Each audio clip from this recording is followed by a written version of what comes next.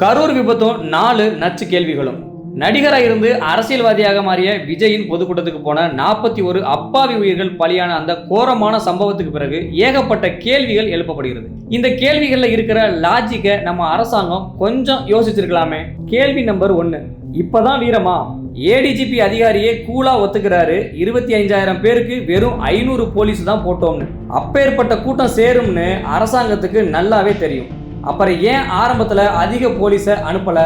ஆனா இப்ப சம்பவம் முடிஞ்சு 41 உயிர்கள் போனதுக்கு அப்புறம் 2000 போலீஸை இறக்கி என்ன பிரயோஜனம்? மாடு செத்த பிறகு போடுற சத்தமா இது? கொஞ்சம் முன்னாடியே அனுப்பியிருந்தா இவ்வளவு பெரிய விபத்து நடந்திருக்காதே.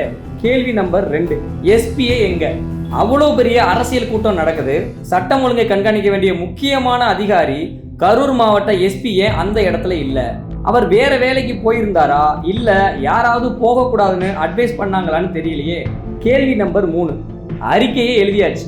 சம்பவம் நடந்த வேகத்துல விசாரிச்சு அறிக்கையை கொடுங்கன்னு ஓய்வு பெற்ற நீதிபதி அருணா ஜெகதீசன் அவர்களை ஒரு நபர் கமிஷனா நியமிச்சிட்டாங்களே. இதுல என்ன விசேஷம்னா, தூத்துக்குடி துப்பாக்கி சூடு அறிக்கையிலேயே உண்மை முழுசா வரலன்னு ஒரு பெரிய பேச்சு இருக்கு. அதையே கோட்டை விட்டவங்களை மறுபடியும் ஏன் நியமிக்கணும்? கோர்ட் செயின் சார்ஜ்ல அரசாங்கம் எழுதி வச்ச அறிக்கைக்கு கையெழுத்து போடுறதுக்காகத்தான் இவங்களை மறுபடியும் கூப்பிட்டாங்களோ? மக்கள் மனசுல இப்ப இந்த கேள்விதான் ஓடுது. கேள்வி நம்பர் 4, ஸ்பீட் பிரேக்கரே இல்லையா? இதுதான் இந்த லிஸ்ட்லயே செம்ம ட்விஸ்ட். டாம்பிட் நடந்த உடனேயே செந்தில் பாலாஜி, அன்பில் மகேஷ்னு டிஎம்கே அமைச்சர்கள் எல்லாரும் அவ்வளவு வேகமா கரூர் அரசு மருத்துவமனைக்கு எப்படி வந்தாங்க? முன்னாடி ஏதாச்சும் விஷயம் தெரியுமா?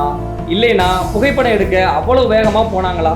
முதலமைச்சர் மு.க. ஸ்டாலின் அவர்கள் சமூக வலைதளங்கள்ல யாரும் சதி தியரி எல்லாம் போடக்கூடாதுன்னு சொல்லியிருக்காரு. ஆனா மக்கள் மனசுல ஓடுறதெல்லாம் தியரி இல்லைங்க, இதெல்லாம் நியாயமான கூர்மையான கேள்விகள். டிஎம்கே அரசாங்கம் இதுக்கெல்லாம் பதில் சொல்லணும். இல்லைனா கேள்விகள் இன்னும் அதிகமாகிட்டே தான் இருக்கும். என்ன சொல்றீங்க?